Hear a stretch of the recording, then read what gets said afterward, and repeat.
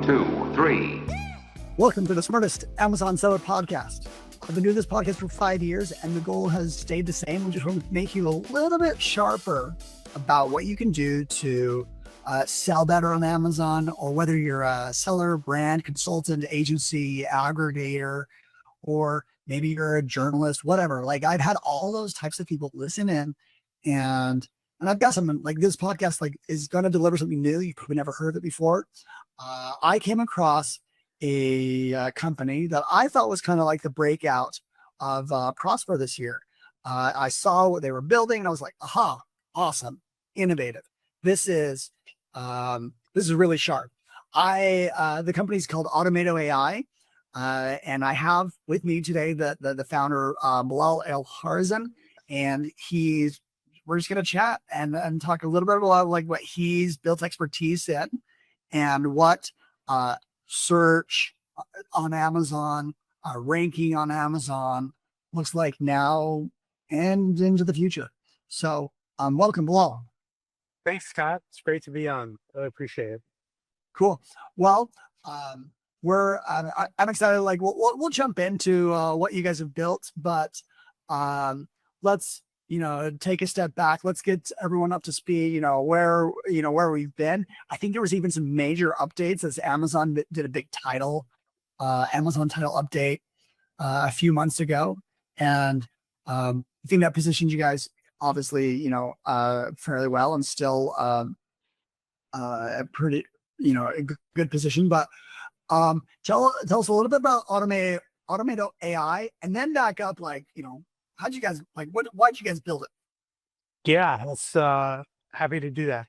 So what Automato AI does is it creates your content on Amazon, and then it gives you insights so that you can convert better on Amazon. And then we do catalog management to help you manage large catalogs on Amazon as well. We've got a lot of customers, Fun.com, 3M Solventum, and Sony, that all use the product, and they're really happy with it. Fun.com actually used the AI generated content, compared it to the human generated content, and the AI Automato content outsold the human generated content by 57% on Amazon, which was pretty big. And then they didn't need a legion of folks typing away at their listing. So the AI could generate the listing in a minute. And so you could generate thousands in a day and go from there. So it's really a lot of value that we deliver to customers as part of the tool. The backstory. Oh, go ahead. I was just going to say, it's so interesting. Like, I remember 2.5 years ago, it was about 2.5 years ago, like the ChatGPT moment, just like right before that, I talked with someone that she's like, hey, I'm a copywriter for a large Amazon seller, and we got to update the content of thousands of listings. And I kept thinking, it's like, no, there's no shortcut, that this was pre ChatGPT. I think right now, most people are up to speed with what you just said, that regarding listing content, like titles, descriptions, bullets, that AI is actually better than most humans in terms of, incorporating different ideas into a structured sentence. And so I don't think you're going to find anyone that's going to disagree with that AI is really good at this specific thing. It's what it's best at. And I'm about to jump into the next step where you guys kind of do it automatically. That is kind of the name of the company, where you refresh the content on a page on a regular cadence without human involvement. So that's that's the secret sauce there. But I do want to hear the backstory, how you got there. You've been in e-commerce for a while. In fact, you said that you're the CTO of one of the founders of Automato was the CTO at an aggregator. So right. That was kind of like an aha moment. Think of someone that has a large catalog. So tell us, what led to the foundation of what you guys are building.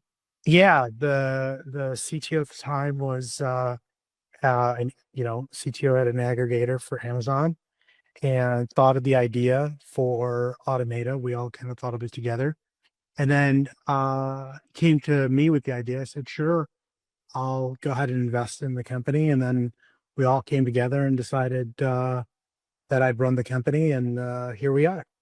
About a year later, and it's super exciting. I mean, the journey's been absolutely amazing, and a lot of ups and downs, lefts and rights, but here we are with a really fast growing company, and it's doing amazing right now. Um, and you have a background in e-commerce. Yeah, just a little bit. I worked at Adobe for 6 years. I've got about 15 years of e-com experience. Six of it was at Adobe, where I worked on customer experience and e-commerce as a vice president there. And then I started my own company called Maverick Digital. That was an agency that focused on e-com and more D2C e-com and experience. Sold that to Sir Martin Sorrell, who was the founder of WPP, and then Automato. Here we are. Um, and what's the difference between like, um, you know, operations, like an agency is often like in the weeds, operating versus like, I don't know, a software service for Amazon marketplace brands. Yeah, I mean, that's a great question, Scott. And I think the big difference is fundamentally there's some similarities. Like you've got to build a business, there's got to be accountability, culture, all those things in a business. So I think that's absolutely critical in both businesses. But there are some differences. What's great about a SaaS company like Automato is you've got one mission, and it's building out the tool for what the company does. And that's great. Whereas at an agency, you're kind of doing what the customer wants you to do within the confines of the limitations of what the agency can do and the capabilities of that agency. But one day you might have a customer saying, okay, I need help with my direct to consumer website that I do e-commerce on. And the next day they might need help with email marketing to drive more conversion to that website. So, which are two very different things. They were all in the confines of what we did at Maverick, but it was very different talking to the different people that made those decisions. And, but I'll tell you, this journey on Automato has been absolutely a blast. I mean, it's just so much fun. We're growing so fast. We're hiring so fast right now. And so if you're interested in joining a really great company, I'll put a little plug in there. Apply to Automato, send me an email, There you go. and we'll take a look at it. I've never had anyone in 5 years. I've never had anyone I'd be like, you know what? Hey, the Amazon pros are listening to us. Let's recruit. Yeah, That's totally. sounds like you guys are. I mean, clearly that's a great indicator. Um, and you also want people in the company that try to understand Amazon. Like they get like Yeah, exactly. it's different than like the rest of e-commerce. E-commerce, totally Uh, different, completely and different. um, so okay, let's jump in and talk about like I don't know search in 2025, like Amazon search. Still to this day, more than 90. I'm sure you can come up with a lot of numbers, but like most people still use like search based Yeah, ways of finding based. Yeah. keyword based of finding a product. Mhm. Yes, there's AI and Rufus, but you know, uh, people if they're looking for some Nike shoes, they're going to type Nike shoes. So what is your perspective on like keywords, how title and bullet points and whatever, like maybe even defining indexing, is that still relevant? And how operators should be thinking? Yeah, I think it is today. I think keywords are definitely still critical today. But I think we're moving into a direction of more intent-based search, and where they're trying to figure out what are you looking for. If you're looking for a specific brand of gym shoes, and that's what you're on Amazon to do, they'll know that. But they'll know if you're browsing and shopping and not sure what brand of gym shoes you want, but you want something with high arches, they'll figure out that intent as well. And then the title, bullet point description, keywords all have to kind of go along with that intent. And then I think what's critical as well is the brand voice. Uh, you've got to exude your brand voice in your Amazon uh, content. And so, like, if you're showing a 55-inch TV on Amazon today and you're using AI to do it, let's say earlier you mentioned Chat GPT, and you say, I want to sell a 55-inch TV, it's going to be the same for one brand versus the other. But if there's a way to exude your brand voice into that content as well, that's a total game changer. Do you have any examples of like a brand voice that you're like, oh, this was like effective? Yeah, we have a customer, fun.com, that, sells Halloween costumes and really fun small stuff and gifts. And their CMO is just great guy, Mark Beats, fantastic guy. And he's trying to build a brand voice there that is fun and not serious, and allows you to kind of enjoy reading their listings, because who really reads the Amazon listings nowadays? And and I think he's done a great job of helping push our product, to be candid, and say, look, I don't want generic content. I want content for the Minions costume that sounds like a Minion is actually writing the content, and which is great, and pushed our product. And now we have this brand voice feature where each customer has an algorithm that exudes their brand voice in the content that they're delivering on Amazon. Interesting. Now, as you were describing and talking about like intent based or keyword based, it feels like I sometimes feel like is there like an overlap here? You know, what's the difference between like someone searching for something and then like intent, which is like maybe like the meaning behind the search? I don't know. Um, it, Yeah, there is definitely overlap. I mean, people think that, look, I'm a pretty practical guy. Uh, and I think a lot of the vision for where search is headed and a lot of things out in the industry might be a little further ahead than we really think they are. It's moving fast.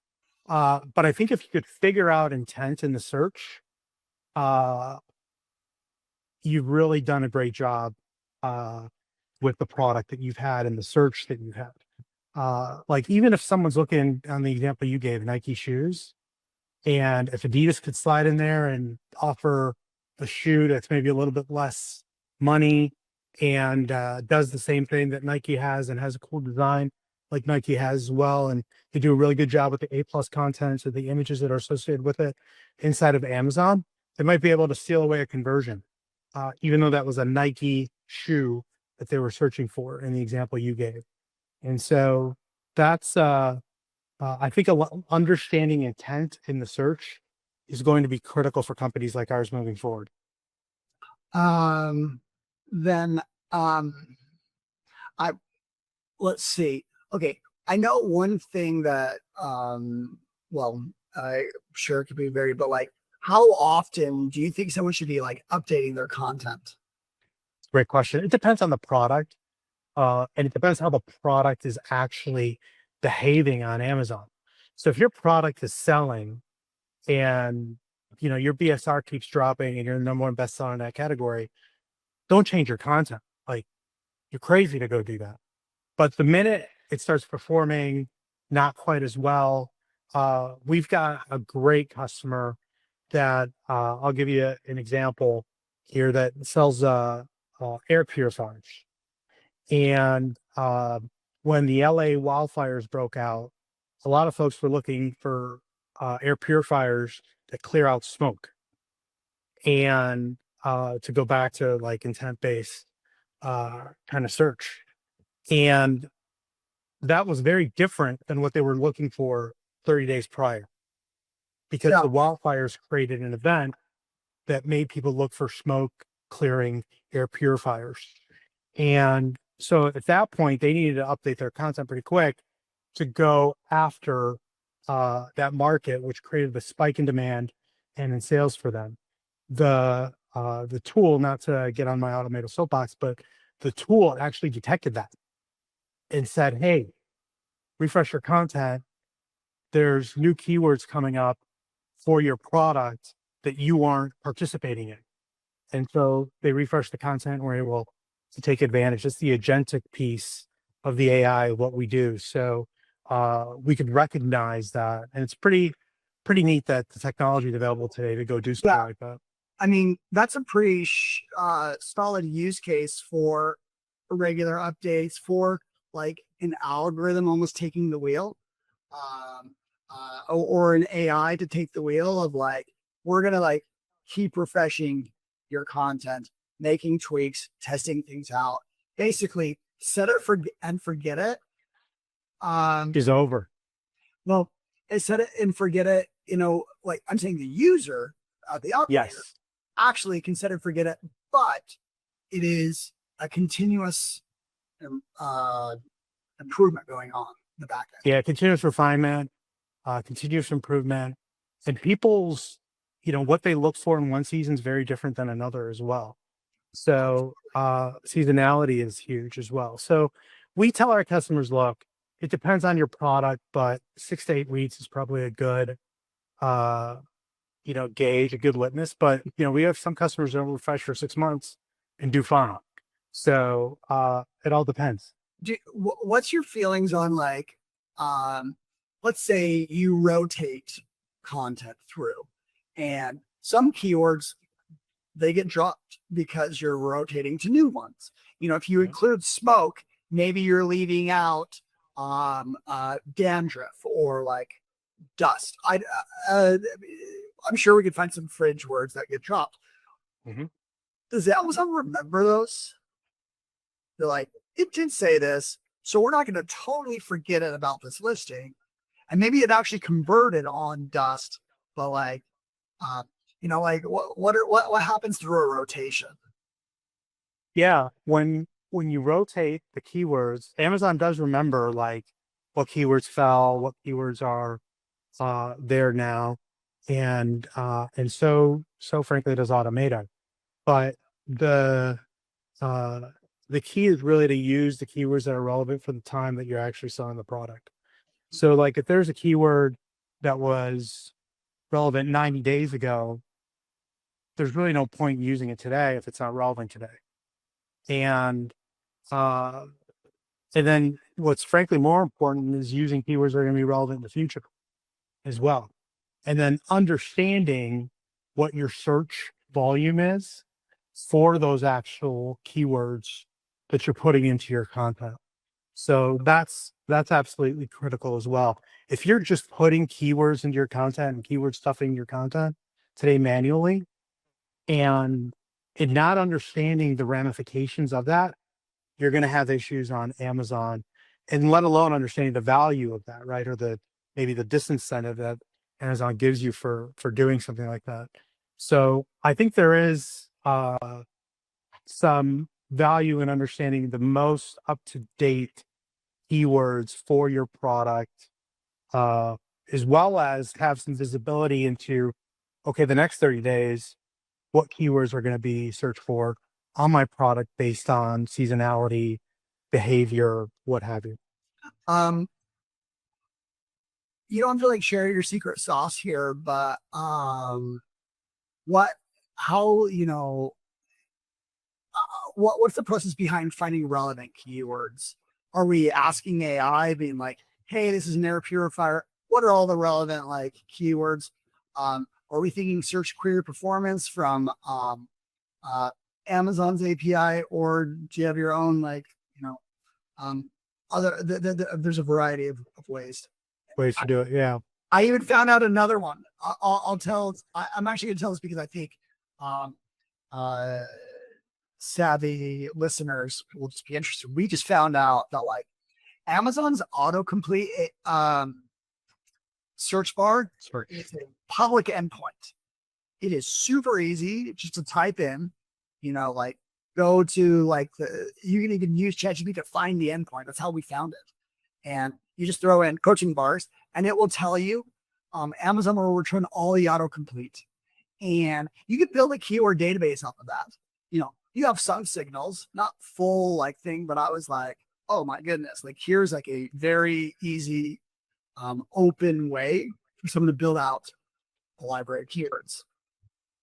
Yeah, it is. So we get the keywords from several different sources, uh, but we also have like proprietary IP where we've taught the LLM Amazon, uh, and we teach it the brand voice of the actual customer itself, and it brings all that together. It actually brings, we have an agent that does competitive research as well. So it looks at the top competitors for your product Okay. and is able to target those competitors. Like you could literally, to use your example on Nike shoes, if you're Nike using Automato, you click on a specific Adidas shoe and say, boom, that's the shoe we want to target in our content and go after.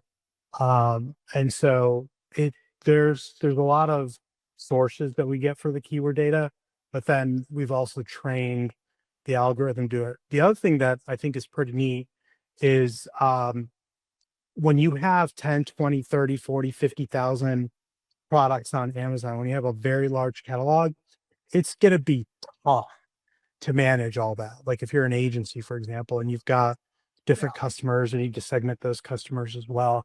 And so we make all that like just so much easier Yeah. for It agencies. And obviously it sounds like, the larger your catalog, just some sort of management with AI is critical. yeah, the more value you're going to get. Where do you find the inflection point is? Like how many ASINs should people have and be like, okay, it's time to take this very seriously? Yeah, I would say if you've got over 100 ASINs, look at all, look at us, we'll Yeah. work with you. But you're really going to get a lot of value at over 1,000. Okay. Yeah. Where like, there's over 1,000 is where the scale kind of almost becomes prohibitive to do it without. Right. Exactly. Yeah. Exactly. You Interesting. know that. Well, well, I was asking about like, um, what else you do, and I found something that sounds new-ish. That you guys do catalog management. Mhm. Um, what would an Amazon seller think of if they think catalog management is just like storing images, storing like text? Is this like the source of truth that a company might be using? Yeah, it's exactly what it is. It's like I like to call it the operating system for Amazon. We're not there yet, but that's certainly the vision that we're building towards. And but yeah, it's storing all your content, being a single source of truth for all your Amazon data, give you analytics around whether it's your entire catalog or individual ASIN. You're able to slice and dice analytics the way you want to in a graph. Being able to give you insights on an individual ASIN or a group of ASINs to allow you to convert better. So if a competitor raises or drops a price, you want to know that. And or if you gain or lose a prime badge, or a competitor gains or lose a prime badge, you want to know that, and you want to know that at scale. You want to know that if you've got 10,000 ASINs out there and your best-selling ASIN loses the prime badge. And so we offer that for our customers, and they're getting a ton of value out of it. Like the initial feedback we've been getting on this stuff is pretty positive. Yeah, no, it's again, it's kind of like one of those features or tools that you don't know you need it until you're like, oh, that was So you see it. yeah. Yeah. What's the best way for people just to like dabble, get started, learn more about Automato? Thanks, Scott. Yeah, go to www.automatoai.com So Automato, Is it self-serve? .com. And it's not, but you could click on the try it free button. Okay. And what we'll do is allow you to put in an ASIN, and then someone will reach out to you and actually give you the content for that ASIN. Okay. And that Automato generated. So you could go, wow, this is really good content. Let's check it out. Okay. No, that's what I was hoping is like there's like a way just to like test it, see it, get a feel for it. But what we'll do for anyone listening to this podcast, if you mention your podcast, we will give you 5 free ASINs on Amazon on Automato. Okay. All right. There we go. Shoot, maybe I'll take you up for that. Sounds good, man. I'm teasing, but halfway now, like I'd love to see, what you guys are up to, because it's a few like I think when you see it, I'm like, my audience respects my perspective. I mean, they've been listening for a long time, but like you will say like, this is kind of a new inflection or a new take on what tools should be doing now, like the AI agent, getting things done for you, doing some of the research for you, and updating Amazon for you in the background. So and it's definitely timely. Well, thank you for jumping on, for chatting, and hopefully either people take you up on this or they take you up on the recruiting call. Yeah, one of the two, man. It's all good. And thank you for having me on, Scott. I really appreciate it. You're super nice guy, and I wish you a ton of success too in everything you're doing.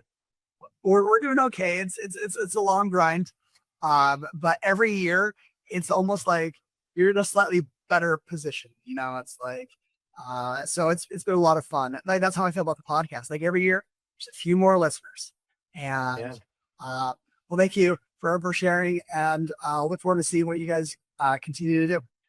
It's awesome, man. Okay. Well, thanks everyone for listening. We'll catch you in the next episode, and that's the pod.